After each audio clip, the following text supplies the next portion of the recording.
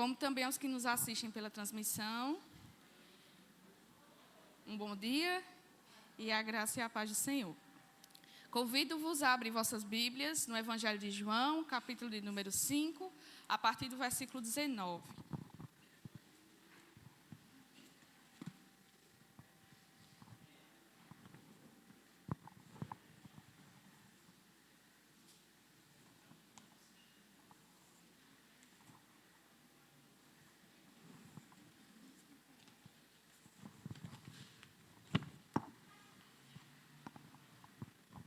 Todos acharam? Evangelho de João, capítulo de número 5, a partir do versículo 19, diz assim: Então lhes falou Jesus: em verdade vos digo que o Filho nada pode fazer de si mesmo, senão somente aquilo que vi fazer o Pai.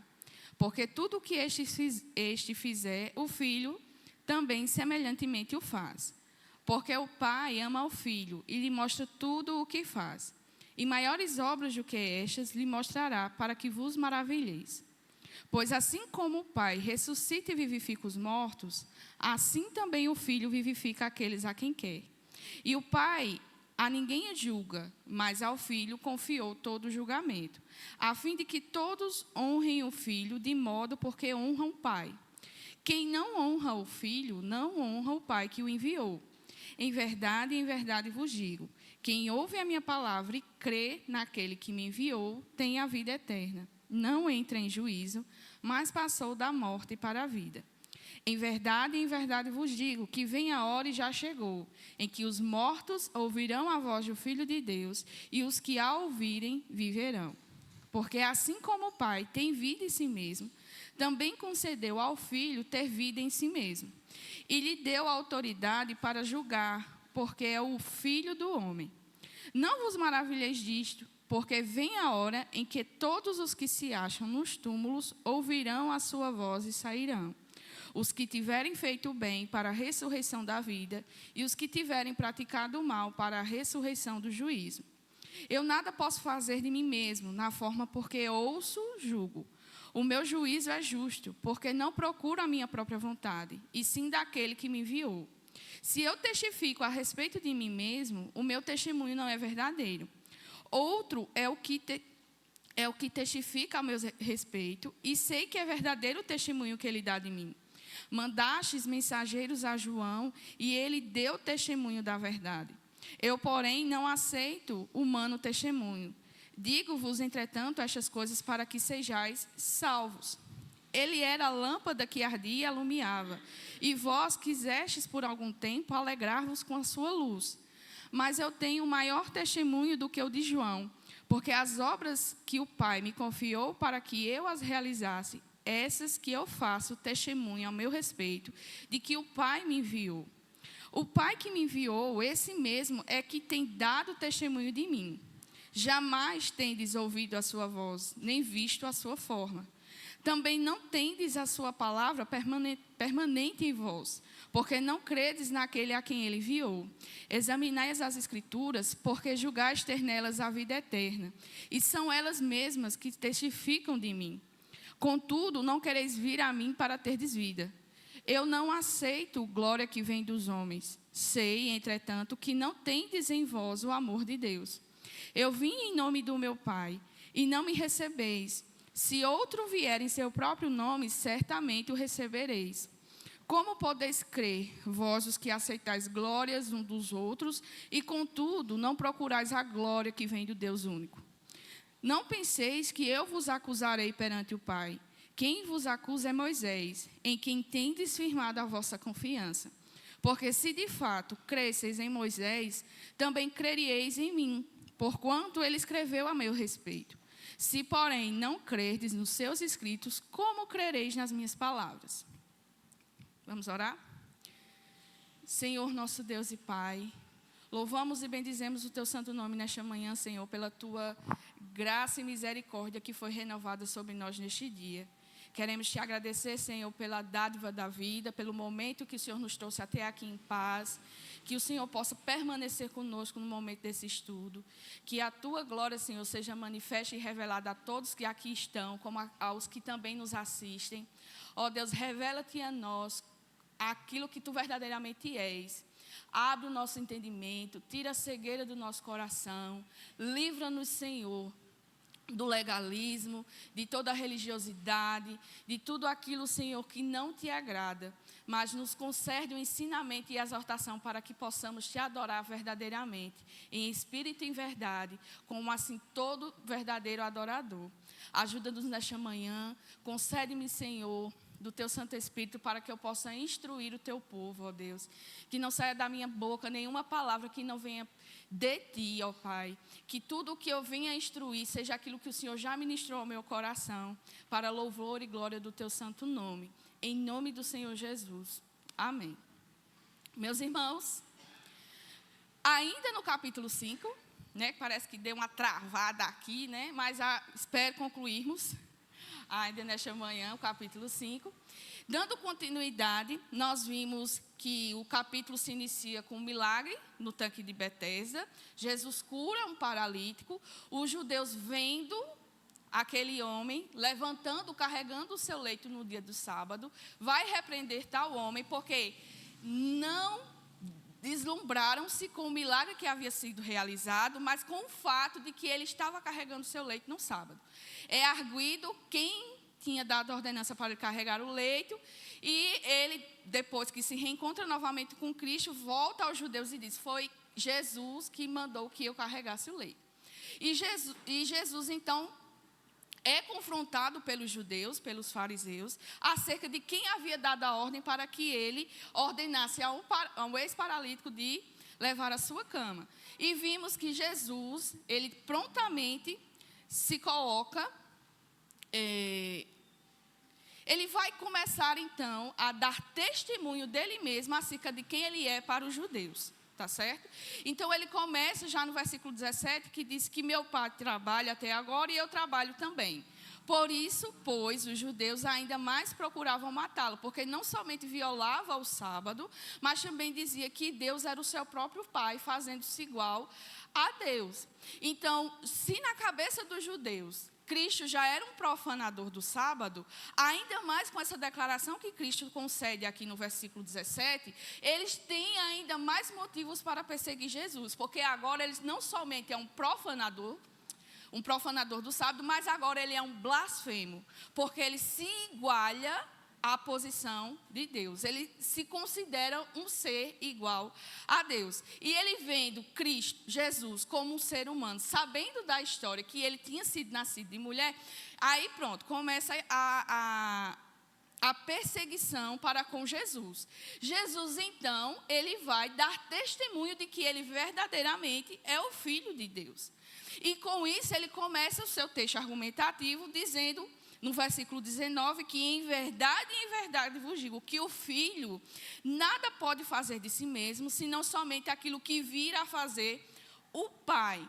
Nós temos aqui o testemunho que o próprio Senhor Jesus dá acerca de si mesmo, e nesse testemunho, nós temos a revelação de que a relação íntima de Jesus com o Pai.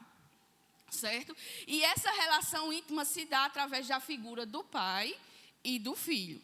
Tá? Essa relação íntima é descrita aqui pelo próprio Jesus na sua relação com o Pai, como sendo uma relação de pai e filho. Mas não uma relação de pai e filho como nós temos testemunhos e como nós vimos aqui no nosso contexto. Mas é uma relação tão íntima e tão sincera, os dois é um, né? Não está errado o português, mas dentro da lógica da Trindade, não há vários deuses, existe um único Deus, e esse Deus é três: Deus Pai, Deus Filho e Deus Espírito Santo. E justamente nessa questão de ele se revelar como Deus Filho, ele vai ensinar aos judeus acerca da economia da Trindade. Tá? Mas aqui ele relata as atividades acerca do Pai e do Filho. O Espírito Santo ainda não entra nessa descrição aqui de Cristo, porque o papel do Espírito Santo só vai ser iniciado quando Cristo assunte aos céus e ele derrama do seu Espírito aos seus discípulos, tá? Então aqui ele dá essa relação íntima que há somente com a Trindade. Essa relação de pai e filho é para mostrar a diferença no papel que cada um tem no desenvolvimento da salvação do ser humano, tá? Da criação de Deus. Então, ele começa arguindo e defendendo que ele é o filho, a qual o pai enviou. E nós temos que essa defesa de Cristo, ele vai falar que ele é igual a Deus em sua pessoa, tá? O pai trabalha, ele também trabalha, por causa dessa pessoalidade que há entre os dois. Ele também é igual a Deus, ou seja, há essa relação íntima de Jesus, do Filho com o Pai, através de suas obras, versículo 19 e 20, e também no poder e autoridade que o Pai concede ao Filho. Juntamente com esse poder e soberania, autoridade, há também o papel de juiz. Certo? São nesse relacionamento entre o pai e o filho, ambos têm ações diferentes. Um anula o outro de forma alguma, porque continuam existindo como Deus. Porém, no processo, no trabalho, na execução do plano da salvação, a economia da Trindade, como sistematicamente nós aprendemos, é que o Pai tem um trabalho, o Filho tem um trabalho específico e o Espírito Santo também tem um trabalho específico nessa economia da Trindade.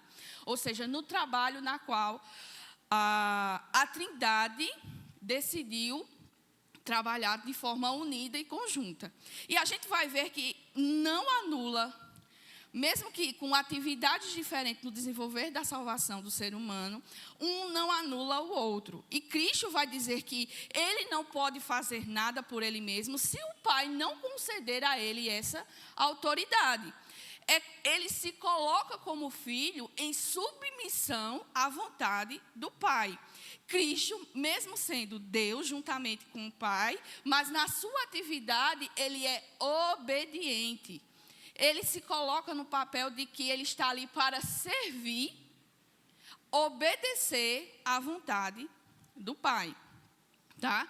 Aí ele não coloca, ele se coloca num papel de servo, de subserviente. Ele está dizendo que ele não pode fazer nada por si mesmo. Mesmo que haja essa relação íntima, mesmo que eles sejam mas ele não pode fazer nada por ele mesmo se o Pai não conceder essa autoridade. E o que ele faz é justamente aquilo que o Pai faz. Ele não faz nada de diferente daquilo que Deus já havia determinado em sua obra redentora. Ele não faz nada diferente. Porque a relação íntima que ambos têm são tão interligados, é tão que mesmo que o filho não faça nada que o pai não vier, mas ele sabe justamente o que o pai faz, porque ele sabe as obras que o pai tem determinado desde a fundação do mundo. Vocês estão compreendendo até aqui? Alguma dúvida? Posso continuar? Amém. Aí ele continua dizendo que por tudo que estiver, o filho também semelhantemente o faz. Porque o pai ama o filho e lhe mostra tudo o que faz. E maiores obras do que estas lhe mostrará para que vos maravilheis. Qual é a base desse relacionamento de Deus Pai com Deus Filho? É justamente o amor. Eles se amam mutuamente.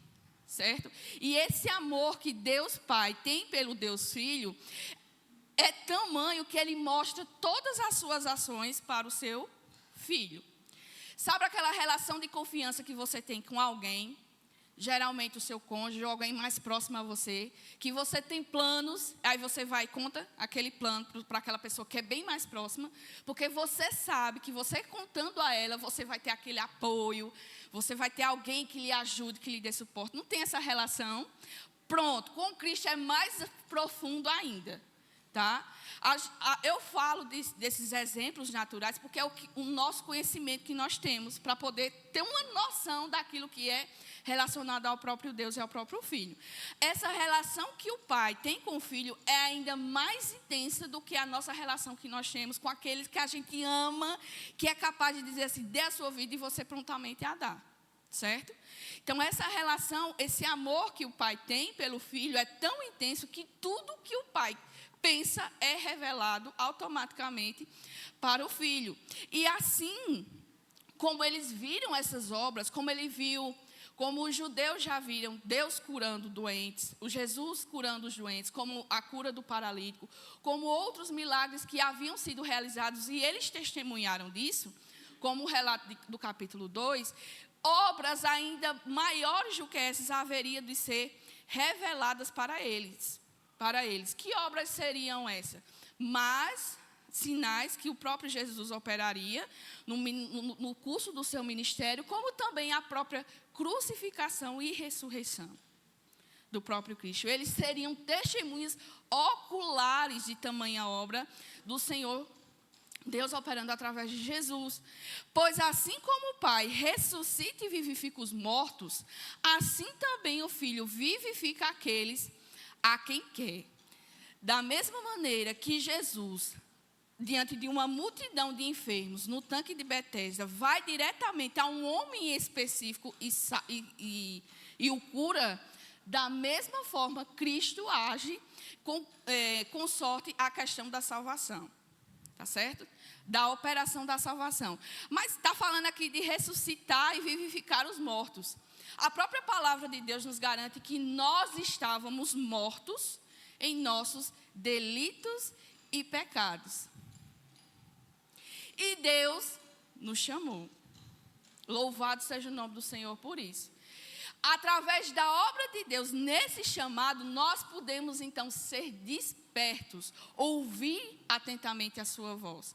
E é isso que Cristo está dizendo aqui, que como o Pai ressuscita, porque para o Antigo Testamento, diante da lei, o próprio Deus é o único capaz de ressuscitar, de trazer à vida aquele quem já morreu. Na tradução rabínica, na tradução judaica, todos eles afirmam que Deus tem 3 poderes que Ele não concede a ninguém mais. A primeira é a geração da vida, ou seja, o útero, a madre, a geração da vida, só Deus que concede. A ressurreição dos mortos, só Deus que concede. E a morte dos homens, só Deus que concede. Então, para o judeu é sabido e entendido que esse poder de vivificar, ressuscitar mortos, só é possível para Deus. E Cristo aqui diz que assim como o Pai ressuscita e vivifica os mortos, assim também o Filho vivifica aquele a quem quer. Não são por obras, não são por os nossos atos de justiça, não é porque nós nos achamos demais, não é porque nós somos bonzinhos demais, mas é porque Cristo vivifica a quem Ele quer. E esse exemplo é claro justamente com o milagre que foi realizado no tanque de Betesda. Vimos que diante de uma multidão, ele se apresenta para um em específico. E o texto, como nós vimos, diz que era porque ele era bonzinho. Porque havia 38 anos que ele estava sofrendo lá, que foi Jesus foi lá e curou? Não. Foi porque ele assim aprove fazer. E assim acontece também com todo o processo salvífico. E o Pai ninguém julga, mas ao Filho confiou todo o julgamento. Quer dizer que Deus aqui está se esquivando de julgar os homens de forma alguma. Dentro da economia, daquilo que foi determinado entre eles no processo da salvação, a Cristo também é dado esse poder, essa autoridade de julgar. Porque João 3, lá aqueles versículos conhecidos que nós sabemos, 3, 16 ao 21, é dito o seguinte, eu vou reler para vocês. Porque Deus amou o mundo de tal maneira que deu seu Filho unigênito para que todo que nele crê não pereça, mas tenha a vida eterna. Porquanto Deus enviou seu Filho ao mundo, não para que julgasse o mundo, mas para que o mundo fosse salvo por ele. Quem nele crê não é julgado. O que não crê já está julgado, porquanto não crê no nome do unigênito Filho de Deus. O julgamento é este, que a luz veio ao mundo, e os homens amaram mais as trevas do que a luz, porque as suas obras eram más. Pois todo aquele que pratica o mal aborrece a luz e não se achega para a luz, a fim de não serem arguidas as suas obras. Quem pratica a verdade aproxima-se da luz, a fim de que as suas obras sejam manifestas, porque feitas em Deus. Esse testemunho, revelação do próprio Cristo de quem ele é uma afirmação daquilo que João descreveu aqui no capítulo 3. Ah, Paulina, mas está uma divergência aí no que você está falando. João 3,17 diz que Deus enviou o Filho para não que julgasse o mundo, mas para que o mundo fosse salvo. Já aqui no versículo 22, está dizendo que o Pai ninguém julga, mas o Filho confiou o seu julgamento. Ele julga ou não julga? Eu pergunto a vocês. O que é que vocês acham? Ele julga ou não julga? Unânimes, 2 mulheres aqui disseram que julga. Alguém mais discorda? Ou alguém confirma também? Não, Deus julga. Jesus julga. Como vocês estão muito agitados para responder, né? Vamos fazer o seguinte, eu volto aqui para falar para vocês. Nessa questão de João 3,16, de fato, quando Cristo vem, esse primeiro advento de Cristo, ele não vem para julgar. Ele vem para se revelar ao mundo e que através dele e da sua obra as pessoas fossem salvas. O mundo fosse salvo. Porém, no próprio texto diz, do Evangelho de João, capítulo 3, vai dizer que o julgamento é este. Quem vê a luz e crê que ele é verdadeiramente o Filho de Deus, não será condenado. Porém, aquele que vê e não crê, já está condenado. E este julgamento aqui, do capítulo 5, versículo 22, é justamente essa relação que há. Certo? Cristo veio para o mundo, veio trazer à luz o verbo encarnado, aquele que estava desde o princípio com o Pai, vem e se encarna, é revelado aos homens, ele cumpre toda a lei em nosso lugar, ele morre em nosso lugar, certo? Com isso, é declarado que quem não crê, já está julgado. Então, esse julgamento aqui, descrito no versículo 22, é indiretamente. E diretamente da mesma forma, porque no final dos tempos, quando Cristo voltar, ele não voltará mais como Salvador do mundo, ele voltará como juiz de toda a terra. Esse julgamento é a já e ainda não, porque aqueles que creem já estão salvos.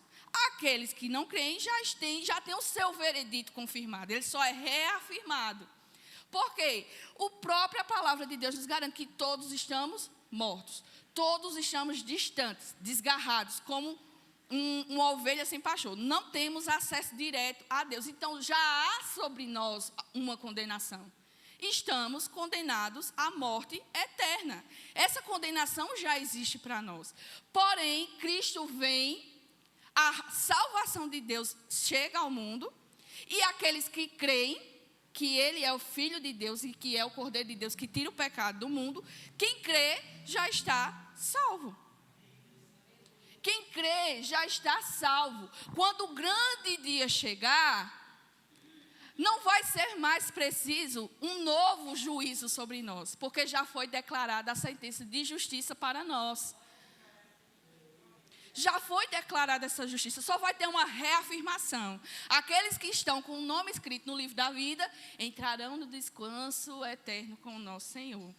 Porém, aqueles que não creem, aqueles que não conhecem, aceitam o senhorio de Jesus e que Ele é o Salvador da sua vida, já está condenado. Só haverá uma reafirmação do juízo que se segue. Entendem isso? Está claro para vocês isso? Amém, meus irmãos, está claro. Se não tiver, não tem problema. Eu falo novamente de uma forma diferente para a gente poder entender. O interessante é que todos aqui, sem exceção, saiam conhecendo a palavra de Deus. Certo? Pois assim como o Pai ressuscita e vivifica os mortos, assim também o Filho vivifica aqueles a quem quer. E o Pai a ninguém julga, mas o Filho confiou todo o julgamento, através da sua obra, a fim de que todos honrem o Filho do modo porque honram o Pai. Qual o propósito de tudo isso? Para que Cristo seja honrado, assim como os homens honram ao Deus Pai. Quem não honra o Filho, não honra o Pai que o enviou. Uma coisa é certa diante dessa declaração que o próprio Senhor Jesus nos dá. Não há salvação fora do Senhor Jesus. Não existe salvação fora de Cristo. Você pode ler as Escrituras, você pode conhecê-la de frente para trás, versículo por versículo. Você pode ser professor da escola dominical. Você pode ser alguém que lidere alguma coisa aqui dentro da igreja. Mas se você não tiver Cristo, você não tem nada.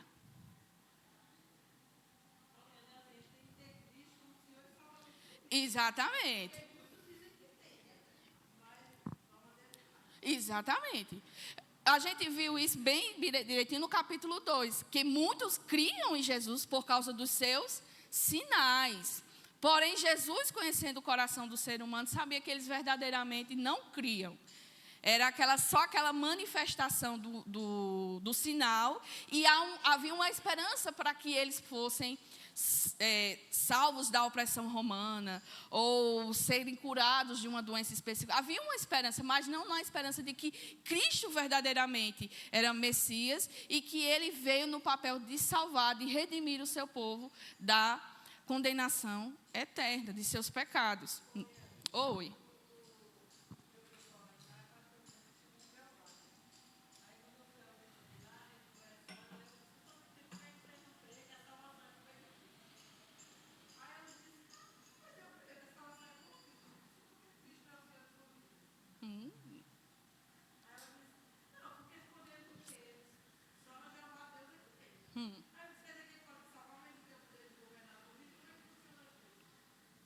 Ana, cirurgicamente, né?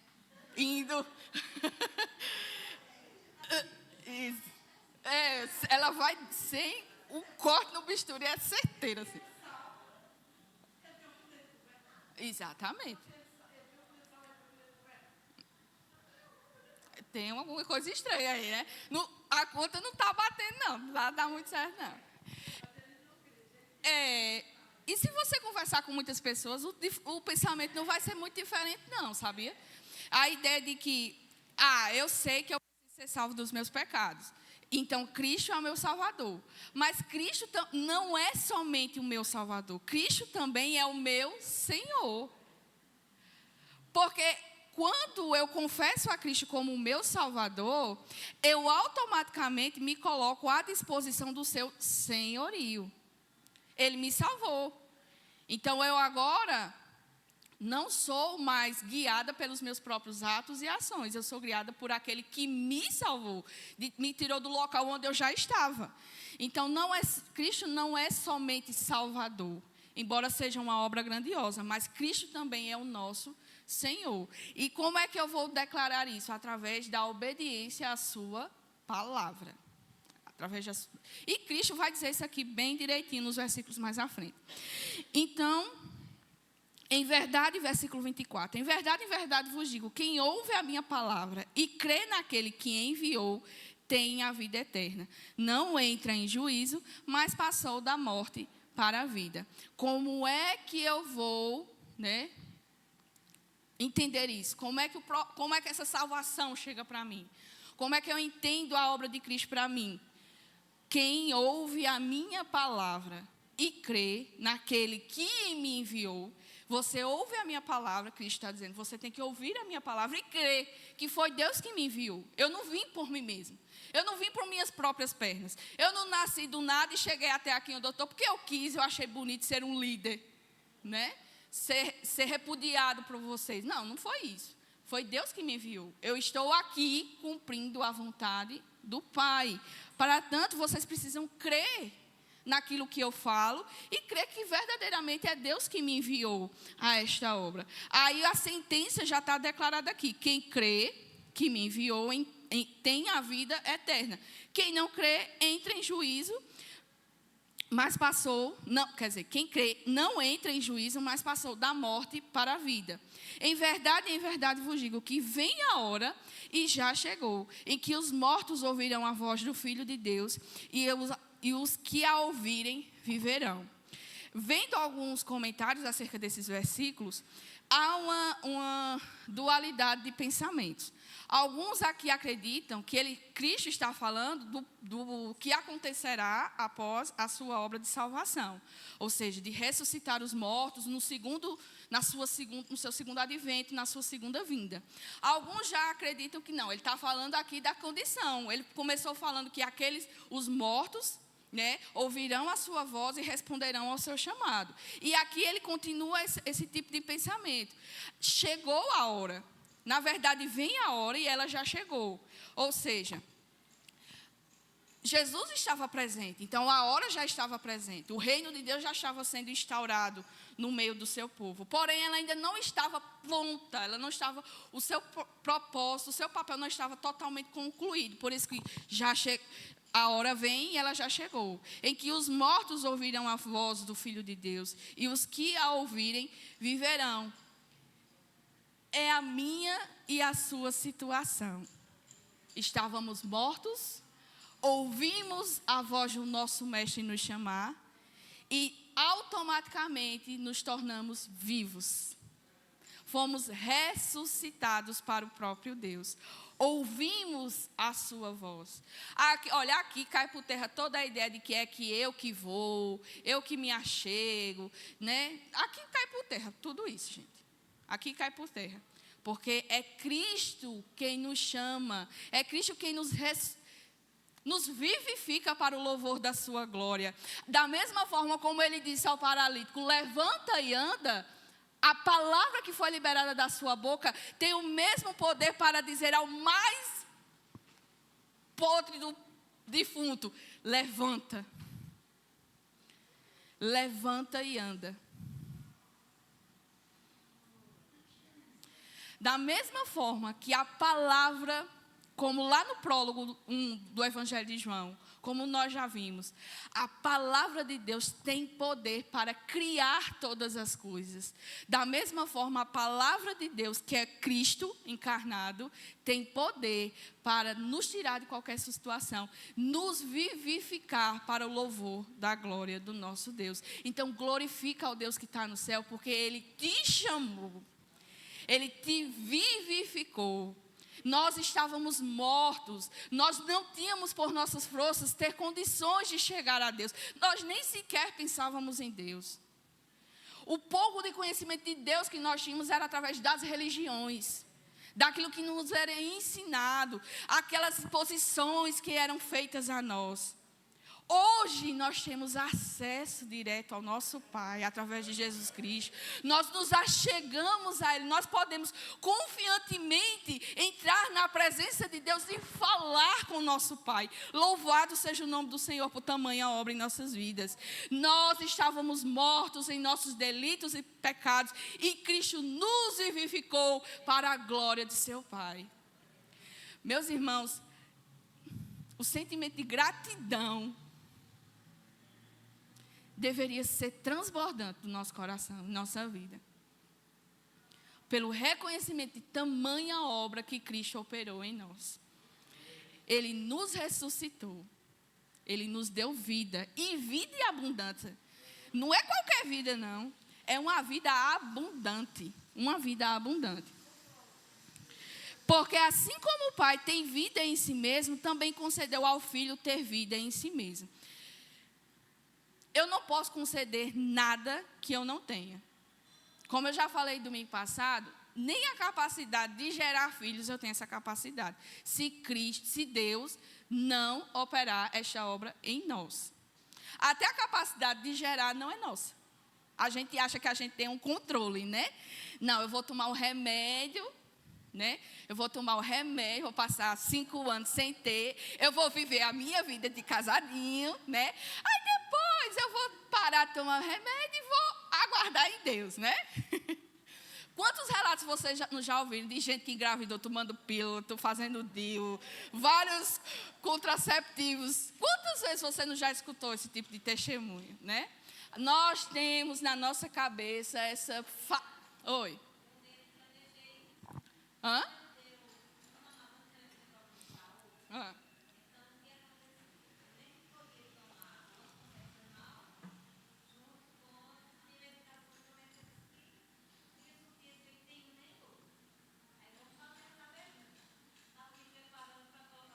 Ah.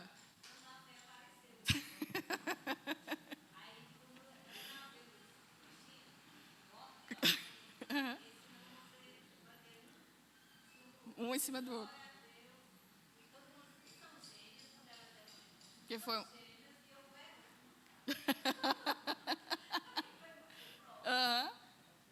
Mas perceba aí o tipo de visão mudando que nós temos acerca da maternidade, acerca até de que nós temos controle sobre alguma coisa.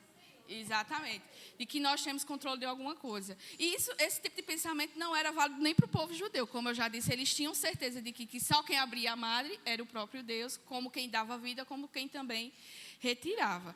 Então, eu não tenho, ninguém aqui tem, na verdade, essa capacidade de conceder algo que a gente não tem. A nossa vida, nós só estamos de pé porque Deus sustenta. Se Ele tirar a mão, a gente cai, feito Maria Mola aqui, gelatina. Cai no chão. É Deus que nos sustenta. É dele que provém a vida. Foi da sua palavra que foram criadas todas as coisas. Foi através das suas mãos que nós fomos formados. Foi através do seu fôlego de vida soprado a nós que nos deu vida, que nós fomos vivificados. Então, quem tem a vida somente é o Pai.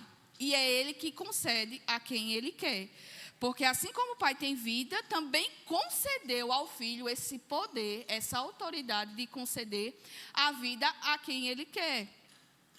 E lhe deu, versículo 27, autoridade para julgar, porque Ele é o Filho do homem. Esse título aqui é bem sugestivo. Ele provém da revelação que Daniel teve lá no capítulo 7, versículo 13, tá? O profeta Daniel do Antigo Testamento, em suas visões que Deus concedeu a ele, deu a revelação de que viria dos céus alguém como o Filho do Homem. Então, esse título aqui, Filho de um Homem, é um filho apocalíptico, é um filho da revelação do servo que Deus enviaria, que ele viria dos céus para reinar por sobre a terra, a qual Deus deu autoridade. O texto lá em Daniel diz que a este Filho do Homem foi dada toda a autoridade, e aqui Cristo toma para si esse título.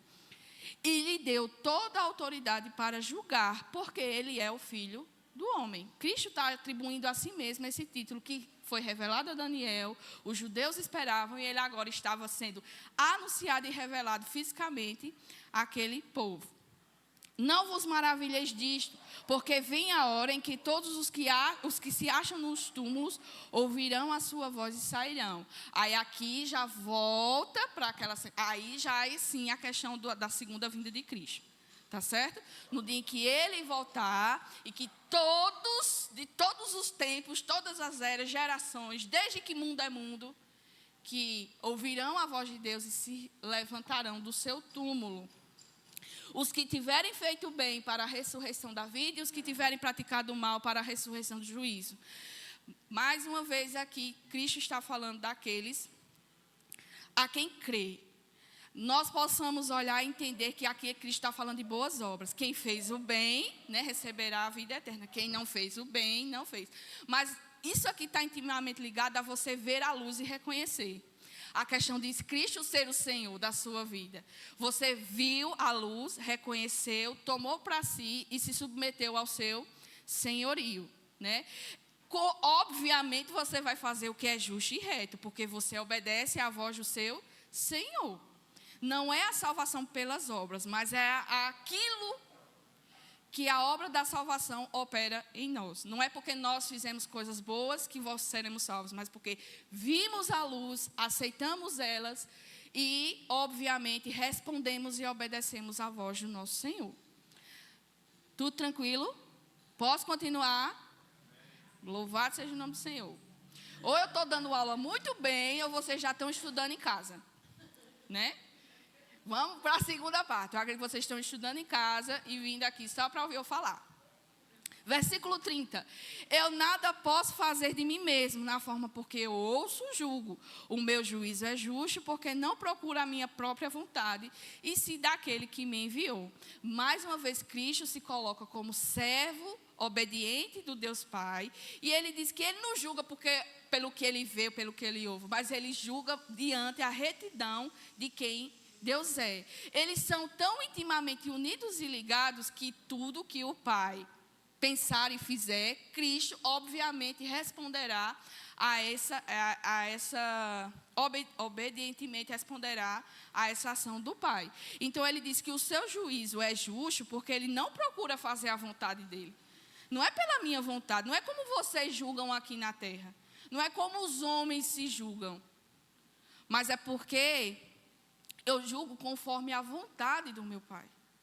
O meu Pai é justo, é reto, é santo, é íntegro. Nele não há dolo, nem maldade, nem variação. Deus é o mesmo do início ao fim e até a eternidade. Ele continuará sendo o mesmo. Então, eu posso confiar que o juízo de Cristo é justo e correto? Sim, porque ele é baseado na obra e no juízo que o próprio Deus executaria e executa. Certo? Oi, meu amor.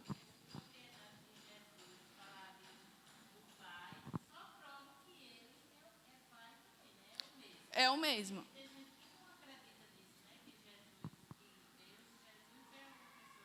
É. É verdade.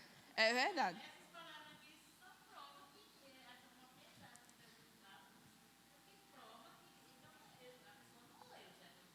Não. Ou lê e não compreende. Aí vai ser a repreensão que o próprio Cristo vai fazer com os judeus aqui na frente. Tá? De fato, tudo que Cristo faz, fala, opera, mostra quem Ele é, né? A própria palavra dá testemunho dele. Aí ele aqui agora passa então a falar acerca do testemunho. Como é importante o testemunho, tá certo?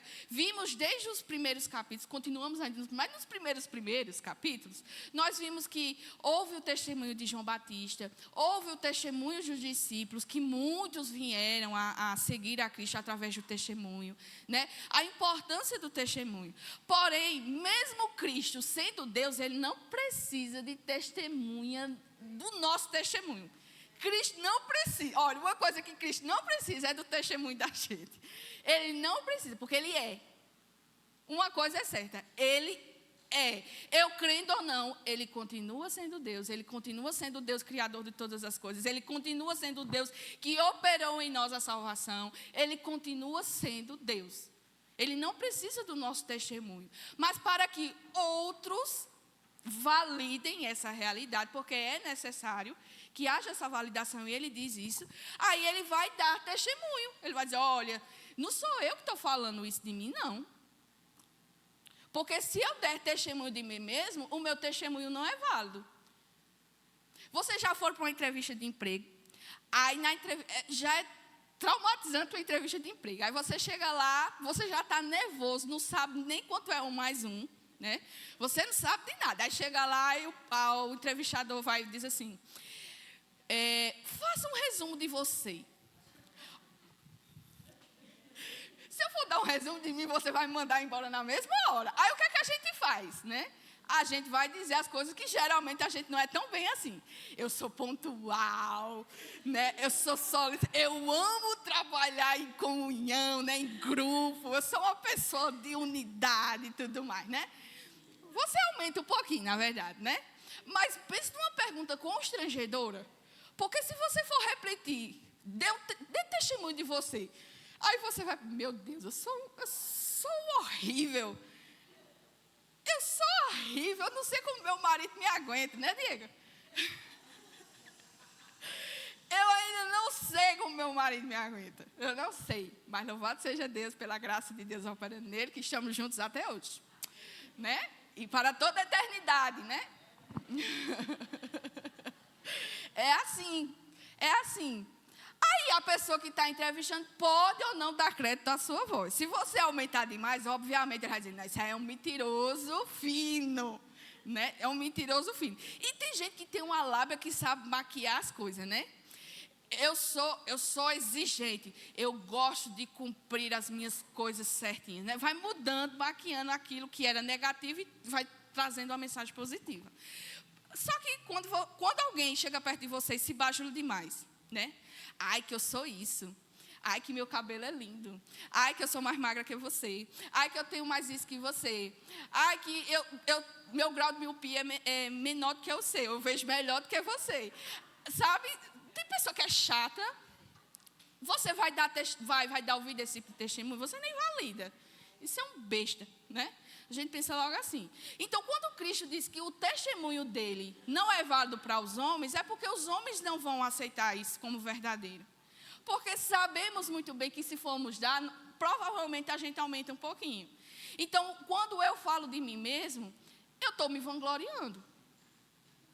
Eu estou prontamente me vangloriando. E Cristo vai dizer que se eu testifico a respeito de mim mesmo, meu testemunho ele não é verdadeiro. Outro quem? Versículo 30. Quem é esse outro? É Deus. Tá? Ele se refere aqui a Deus. Outro, Deus é o que testifica a meu respeito. E eu sei que é verdadeiro o testemunho que ele dá de mim. Deus testemunha a meu favor.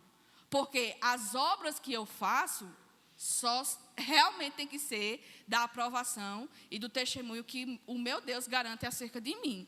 Certo? Eu sei que é verdadeiro o testemunho que ele dá de mim. Outro é o que testifica a meu respeito. E eu sei que é verdadeiro esse testemunho. Aí, versículo 33, ele vai falar acerca do testemunho de João Batista. Mais uma vez aqui nesse evangelho, o terceiro testemunho de João Batista aqui. E é o próprio Cristo que dá um sentido a esse testemunho que João Batista deu. Ele vai dizer, mandastes mensageiros a João. E ele deu testemunho da verdade. E a gente viu isso no relato de João. Lá no capítulo 1, mandaram verdadeiramente judeus, fariseus, à presença de João Batista e perguntaram se ele era a luz. Aí ele disse, não sou a luz, eu não sou o Messias, eu não sou quem vocês estão pensando que eu sou. Mas depois de mim, vem ele. Aí Cristo vai dizer que por um tempo, né, ele deu testemunho da verdade, eu porém não aceito humano testemunho. Digo-vos, entretanto, estas coisas para que sejais salvos. Cristo também está dizendo que não depende do testemunho de João Batista para validar quem ele é. Deus enviou João Batista para preparar o caminho para a vinda do rei. Porém, Cristo não se valida desse testemunho, não. Não é que Cristo precise do testemunho de João Batista para ser validado as suas obras. Ele não precisa, e ele diz isso, deixa aqui bem claro. Mas é necessário que eu fale acerca do testemunho que João Batista deu, porque na palavra de Deus, Deus disse que levantaria aquele que prepararia o meu caminho. Eu preciso dar testemunho para que vocês creiam. Para que vocês validem tanto o testemunho de João e para que vocês compreendam de quem João estava falando. João estava falando de mim, Cristo assim o diz. Eu, porém, não aceito testemunho de homem, não, mas eu digo essas coisas para que vocês sejam salvos. Aí, versículo 35, ele era a lâmpada que ardia e alumiava. Ele era a luz? Não, ele era a candeia, aquele que levava a luz. E essa luz, essa lâmpada que ele levava, ardia e alumiava. E vós quisestes por algum tempo alegrar-vos com ele. Vocês ouviram o testemunho dele. João disse que viria o rei depois dele. Aí vocês ficaram tudo em polvorosa. Vocês deram ouvido a João. Vocês se alegraram com o que João falou. Mas eu tenho maior testemunho do que o de João, porque as obras que o meu pai me confiou para que eu as realizasse, essas que eu faço, testemunham ao meu respeito do que o pai me enviou. Gente, deveria ser tão claro para eles. Não é? Eles criam que somente Deus dava vida, tirava a vida e abria a margem. Cristo ressuscita mortos, cura paralíticos, cura doentes. Através da sua palavra, ele transforma a vida de qualquer ser humano que tem contato com ele. Está claro. Hã? Exatamente. Isso estava claro, mas eu tenho testemunho maior do que o João. Não é porque João falou que eu sou, mas é porque o meu Pai testifica isso de mim. As obras que eu realizo são obras que vêm de Deus, do próprio Deus. O Pai que me enviou, esse mesmo é quem tem dado testemunho de mim. Jamais tendo ouvido a sua voz e nem visto a sua forma. Jesus agora diz que A sua palavra testemunha dele. Porque Deus, a palavra escrita é Deus falando aos homens. Ela não se torna a palavra, ela não é ocasionalmente a palavra, ela é a palavra de Deus. E Cristo é essa palavra encarnada. Olha que coisa grandiosa. Ele está dizendo, começa a repreender agora o entendimento dos judeus. Porque o Pai tem dado testemunho de mim desde que começou a ser escritas as cartas. O Evangelho, Gênesis, tudo que foi escrito. Jamais tendes ouvido a sua voz, nem visto a sua forma. Também não tendes a sua palavra permanente em vós, porque não credes naquele a quem ele enviou. Ele agora retruca, ele repreende os judeus que eram conhecidos por ter a lei gravada. De todas as formas. Eles sabiam decorar a palavra de Deus. Igualzinho a gente, né? Tem tudo decorado. Jesus agora repreende. Vocês decoram, memorizam, mas vocês não veem o que a palavra fala acerca do que Deus dá testemunho acerca de mim. Também não tendes a sua palavra em vós, porque vocês não creem. Vocês estudam, mas não serve de nada. Porque esse estudo que vocês fazem não gera vida. Não é o estudo.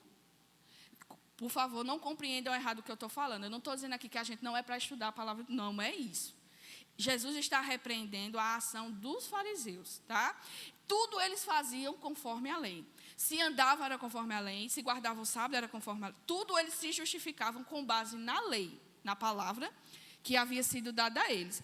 Porém, Cristo disse que esse estudo não serviu de nada para eles. Porque, sabendo de tudo que continha na lei, eles não puderam compreender que aquele que estava na sua frente era a lei encarnada. Era a palavra encarnada. Aí aqui, versículo 39, é bem interessante, porque a gente tende essas palavras, a entender essas palavras que Jesus disse assim, aqui, como um imperativo. Como assim? Jesus diz, examinais as escrituras porque julgais nelas ter a vida eterna. A gente acha que é um mandamento de Deus, de Jesus, para a gente examinar as escrituras. Mas aqui é um indicativo. Aqui não é uma ordem. Aqui Cristo está dizendo que vocês olham as escrituras, vocês conhecem minuciosamente. Vocês examinam. Vocês já viram um exame? Quem aqui quase todo mundo aqui já fez exame. É detalhar tudo que tem dentro de você. Através de um estudo minucioso do seu sangue, da sua urina, qualquer outro tipo de exame vai dizer detalhadamente o que você tem por dentro. A relação é a mesma aqui. Jesus está dizendo que eles examinam no mínimo detalhe as escrituras. Isso aqui não é um mandamento, não é ordenança, é uma crítica de Cristo aos judeus. Vocês examinam as escrituras. Vocês analisam detalhe por detalhe dela. Porque julgais ter nelas a vida eterna. Vocês fazem isso porque vocês acham que a vida eterna está garantida no conhecimento da palavra. Porém, vocês olham para ela e não me veem. A salvação não vem da lei, a salvação vem de Cristo. Porque Cristo é o cumprimento da lei. A realidade é essa. São elas mesmas que testificam de mim.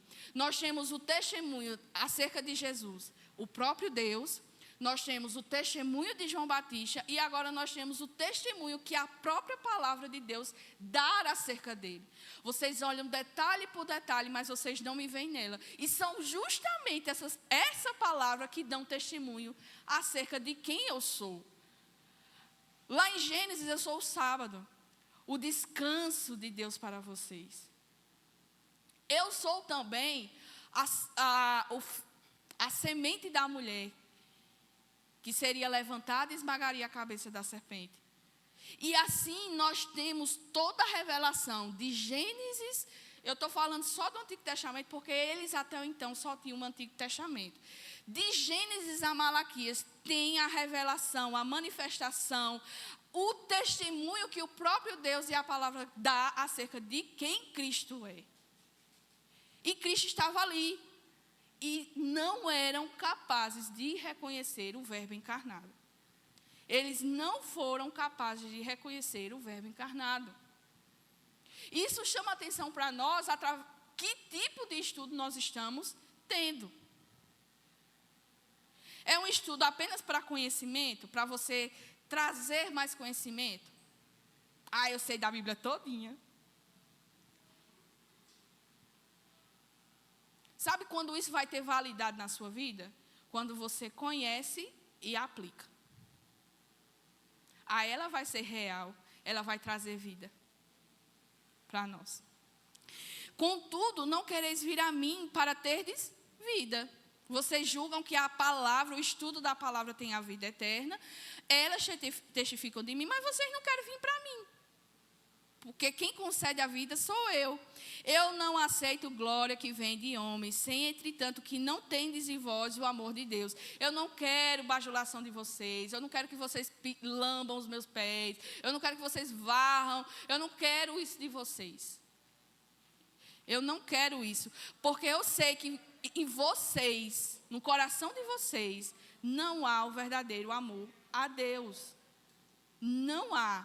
O mesmo Deus que viu a Natanael debaixo da figueira, o mesmo Jesus que contemplou Natanael sozinho debaixo da figueira, que viu aquela mulher, a mulher samaritana que viria até o poço e falaria com ele, que viu o paralítico e foi lá e curou, é o mesmo Deus que sonda e conhece os nossos corações. Ele conhece os corações dos judeus naquela época, ele conhece os nossos corações nos dias de hoje. Ele pode dizer firmemente que eles não têm o amor de Deus no seu coração, porque se tivessem, compreenderiam a sua palavra, reconheceriam quem estava ali diante deles e não traria peso para o povo. Eles não trariam isso. Eu vim em nome do meu Pai e não me recebeis. Se outro vier em seu próprio nome, certamente o recebereis. Cristo está dizendo aqui que ele vem com toda a autoridade, a autenticidade de Deus, da palavra, dos homens que foram levantados para dar testemunho dele. E eles não receberam. Agora, se vier um que se fala pelo seu próprio nome, vocês vão lá e aceitam. E isso verdadeiramente aconteceu. Relato histórico, Flávio Josefo, tá? Historiador judeu, escrevendo acerca da história após a história da igreja, a história dos judeus até então, ele vai dizer que um bom tempo depois houve um homem, eu não lembro, eu não anotei o nome dele agora, houve um homem que se levantou dentre os judeus dizendo que ele era o Messias enviado por Deus. Aí o sumo sacerdote foi lá e aceitou o testemunho dele. Aceitou prontamente o seu testemunho ao ponto de chamá-lo da estrela de Davi. Da próxima aula eu trago para vocês o nome direitinho para vocês pesquisarem depois. Aí o sumo sacerdote aceitou o testemunho dele, deu o título de estrela de Davi. Esse homem se levantou, juntou um grupo de judeus e quis tentar derrubar o Império Romano. Só que foram envergonhados.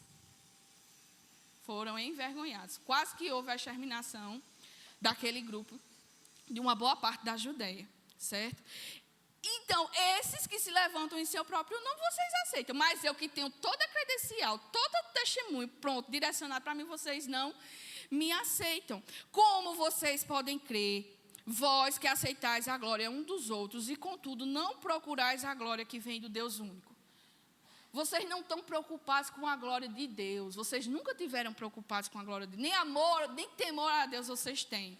Vocês só estão preocupados em buscar glória para vocês, em ser bajulados, em ser tidos como os maiorais. Vocês só querem glória para vocês. Contanto a glória de Pai, vocês não buscam. Não penseis que eu vos acusarei perante o Pai. Quem vos acusa é Moisés, em quem tendes firmado a vossa confiança. Eles examinam bem as Escrituras e eles guardam no coração de que, através do estudo minucioso dela, é que eles terão a vida eterna. Porém, nesse momento específico, quando vocês forem levados a juízo, não serei eu que vou julgar. Cristo já está dizendo que não vai ser ele. Quem é que vai julgar? Moisés. Por que Moisés? Porque Moisés foi quem escreveu a lei dada pelo próprio Deus. Vocês acreditam em Moisés. Vocês têm o testemunho de Moisés, mas vocês não atentam que Moisés escreveu acerca de mim.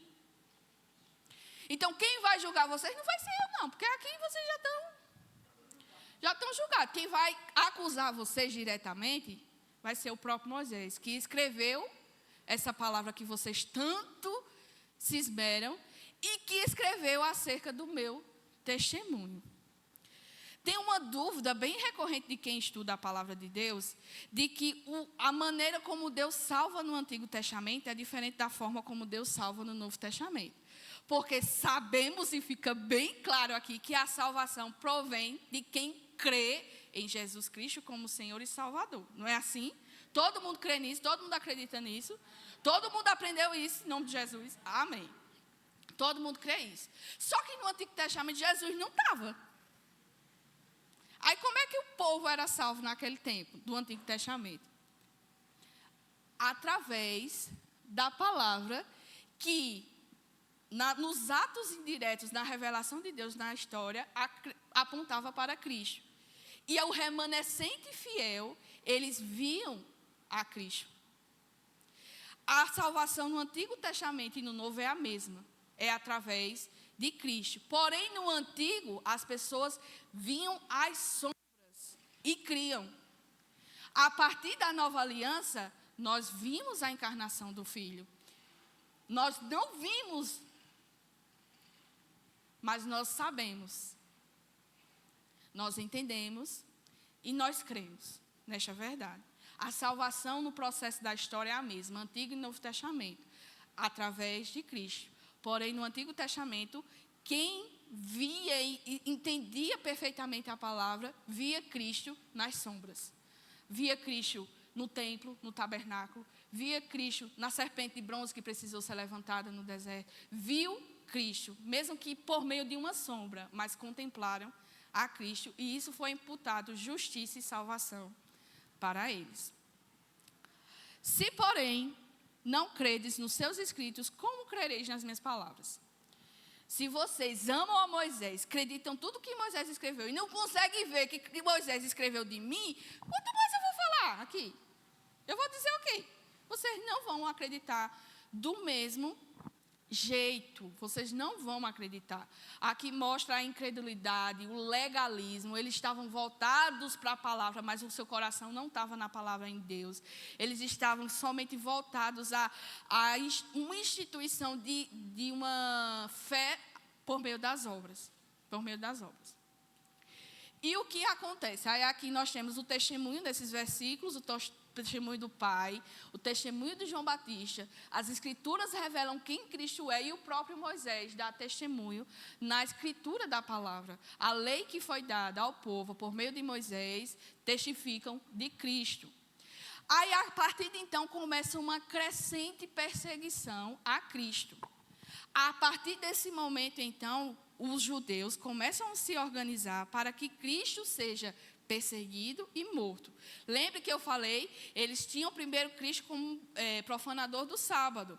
Agora, com essas declarações, eles procuram matar Cristo porque Cristo se torna um blasfemo na visão deles. Por que Cristo blasfema? Porque Cristo arrogou para si o título de ser igual a Deus, certo? Aí procuram matá-lo, murmuram contra ele, se dispuseram a matá-lo no capítulo 7, induziram as pessoas a não crerem, a não expressar sua fé e a não declarar que realmente criam que Cristo era o Messias prometido, falavam contra Cristo, não criam nele, pegaram pedras para apedrejá-lo, afirmaram que ele deveria morrer e, finalmente, eles exercem uma pressão política sobre Pilatos. Quando Cristo é preso, vai a Pôncio Pilatos, há essa pressão política em cima dele e ele aceita a condenação para que Cristo seja morto. Veja aí o legalismo, o que levou os judeus a fazerem. O zelo pela lei que eles tinham levaram a matar o próprio Verbo encarnado. A própria lei, eles mesmos mataram. Tá? Aí vemos crescentemente esse empenho deles em perseguir e matar a Cristo, nosso Senhor, e aconteceu o que nós sabemos que aconteceu. Tá? E isso aí a gente vai ver, são cenas dos próximos capítulos. Capítulo 6. Mais uma vez, compreendido até aqui, Vocês sabem defender a fé de vocês agora. Se disser que Cristo não é Deus, vocês vão dizer o quê? É mentira, Satanás. Não é verdade. Né? Vocês vão saber defender agora a fé de vocês. Capítulo 6. Depois dessas coisas, atravessou Jesus o mar da Galileia, que é o de Tiberíades. Seguiam numerosa multidão, porque tinham visto os sinais que ele fazia na cura dos enfermos. Então subiu Jesus ao monte e assentou-se ali com seus discípulos. Ora, a Páscoa, a festa dos judeus, estava próxima. Então Jesus, erguendo os olhos e vendo que grande multidão vinha ter com ele, disse a Filipe: onde compraremos pães para lhes dar a comer? Mas dizia isto para o experimentar, porque ele bem sabia o que estava para fazer. Respondeu-lhe Filipe: não lhes bastariam 200 denários de pão para receber cada um seu pedaço? Um de seus discípulos, chamado André, irmão de Simão Pedro, informou a Jesus: está aí um rapaz que tem 5 pães de cevada e 2 peixinhos. Mas isto o que é para tanta gente? Disse Jesus: fazei o povo assentar-se, pois havia naquele lugar muita relva. Assentaram-se, pois, os homens em número de quase 5.000. Então Jesus tomou os pães e, tendo dado graças, distribuiu entre eles, e também igualmente os peixes quanto queriam. E, quando já estavam fartos, disse Jesus aos seus discípulos: recolhei os pedaços que sobraram, para que nada se perca. Assim, pois, o fizeram e encheram 12 cestos de pedaços dos 5 pães de cevada que sobraram aos que haviam comido. Vendo, pois, os homens o sinal que Jesus fizera, disseram: este é verdadeiramente o profeta que devia vir ao mundo. Sabendo, pois, Jesus que estavam para vir com o intuito de arrebatá-lo para proclamarem rei, retirou-se novamente, sozinho para o monte. Nós temos aqui agora uma outra cena da narrativa do Evangelho acerca do ministério de Jesus. Começa com depois dessas coisas. Que coisas? Depois de ele estar em Jerusalém, depois da cura do paralítico, depois dessa discussão com os judeus, Jesus sai de Jerusalém e agora volta para a Galileia, que era a região onde ele morava por ali por perto. Certo? Ele volta para aquela região. Então, depois dessas coisas, atravessou Jesus o mar da Galileia, que é o mar de Tiberíades. Em Números, no Antigo Testamento, esse mar é conhecido como Quinerite, por causa da sua forma, que se parece com uma lira, um instrumento musical, certo? Então, no Antigo Testamento, ele tem esse nome, Quinerite. Se você encontrar alguma passagem lendo o Antigo Testamento, tem o nome, o lago Quinerite está se relacionando ao mar da Galileia. Tá certo? No Antigo Testamento ele tem esse nome. Aqui, já no Novo Testamento, ele é o mar da Galileia. Obviamente não é um mar, é um lago, tá certo? Mas ele tem esse nome por causa de algumas características. Um mar capaz de trazer tempestade, maremoto e tudo mais. Certo? Ele tem esse nome de Tiberíades, como o próprio João aqui destaca, porque Herodes Antipas fundou na praia ocidental a cidade de Tiberíades, uma homenagem ao imperador Tibério, o imperador romano. Ele fundou essa cidade e deu o nome de Tiberíades como uma homenagem ao imperador Tibério, o imperador romano. Aí, com o passar dos anos, tá certo? Com o passar dos anos, foi se atribuindo pouco a pouco o nome do mar ao nome de Tiberíades. Então, ele é conhecido tanto como o mar da Galileia como Tiberíades. Tá certo? Esse relato aqui da multiplicação dos pães e peixes é o único relato que está presente nos 4 evangelhos. Você vai encontrar esse relato tanto em Mateus, Marcos, Lucas e João. Tá? E é interessante você saber disso, porque quando você for lá em casa, esse relato aqui, você pode fazer a comparação com os 4 evangelhos. E você vai ver a diferença,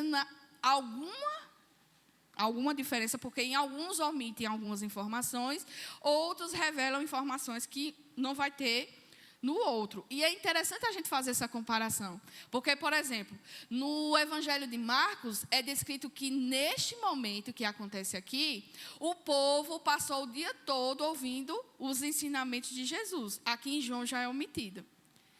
Nos evangelhos sinóticos é descrito os discípulos, mas aqui em João é descrito o nome dos discípulos.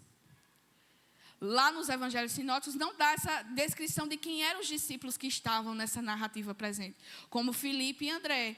Os outros só citam discípulos. Aqui não, João dá o testemunho, ele bota os pingos nos is. Foi fulano e fulano que falou isso. É interessante até a gente ver isso no Getsêmani. Quando vão prender Jesus, aí os outros evangelhos não dizem. E um discípulo foi, cortou e machucou o soldado. E um discípulo foi. Aí João vai, eu vou botar nome. Quem foi que cortou foi Pedro. Foi Pedro que cortou a orelha do soldado romano lá. É muito interessante isso, a gente ter esse tipo de comparação. Mas fica ciente para vocês que é o único relato que está comum aos 4 evangelhos, tá? Tiberíades seguia numerosa multidão porque tinham visto os sinais que ele fazia na cura dos enfermos. Da mesma forma como vimos no final do capítulo 2, como vimos a narrativa do discurso com Nicodemos, com a mulher samaritana, eles viam os sinais, né? Viam tudo isso. Porém, era isso que os motivava a buscar Jesus, certo? Por causa dos sinais que Cristo apresentava. Fica bem claro, João deixa bem claro que a multidão seguia Jesus por causa dos sinais. Não era porque criam, não é porque reconheceram como Messias, o Cristo, o remanescente, o Filho de Deus. Não, é porque viram os sinais e por isso passaram a segui-lo. Então subiu Jesus ao monte e assentou-se ali com seus discípulos. Ora, a Páscoa, festa dos judeus, estava próxima. Tá, aqui é interessante porque não é no sentido cronológico que João descreve essa passagem aqui, esse versículo 3. Ele não, no versículo 4, na verdade, ele não está preocupado em dar uma cronologia nos fatos. Ele está preocupado com o conteúdo teológico que isso aqui representa. Há 3 festas de Páscoa que são descritas aqui no Evangelho de João. A primeira a gente viu, que foi mencionada no capítulo 2, onde Cristo purifica o templo, e ali ele se apresenta como o verdadeiro templo, né, o verdadeiro templo, que aparece no contexto da forma que designa a si mesmo como um templo que deveria ser destruído, certo? Ele está anunciando ali já a sua morte, tá? Isso nós vimos no capítulo 2. A segunda descrição da passagem da Páscoa, a gente vê aqui no capítulo 6. E a terceira passagem que descreve a Páscoa é justamente quando Cristo é morto, é crucificado. Então, quando João ele faz essa apresentação da narrativa da Páscoa, ele está trazendo à memória dos leitores que Cristo é o Cordeiro de Deus que tira o pecado do mundo. Na primeira, ele se apresentou como o templo que deveria ser destruído e que seria edificado em 3 dias. Aqui ele se apresenta como o pão da vida, que precisaria ser moído, mastigado, para que pudesse o povo ter vida. E no terceira Páscoa, relatada no Evangelho de João, ele se mostra verdadeiramente, ele cumpre o papel a qual foi designado para ele. Compreendidos até aqui? Semana que vem, se Deus nos permitir, para a glória do seu nome, nós teremos continuidade, tá certo? Estão compreendendo direitinho? Por favor, não quero ninguém dizendo que não entendeu nada. Viu? Melhor que isso, só Jesus ensinando. Brincadeira. É que eu escutei o comentário dela. Viu? Ele abrindo o nosso entendimento e nós compreendemos ponto direitinho. Só Jesus mesmo nos revelando, abrindo nosso entendimento, quebrando a dureza do nosso coração para a revelação. Que o Senhor nos abençoe nesta manhã. Que o nome dele seja glorificado, não somente no dia do Senhor, mas por todos os dias da nossa vida. Que possamos ter a certeza que Cristo é o nosso Salvador. E que nele, somente nele, nós encontramos a vida eterna. Amém, meus irmãos?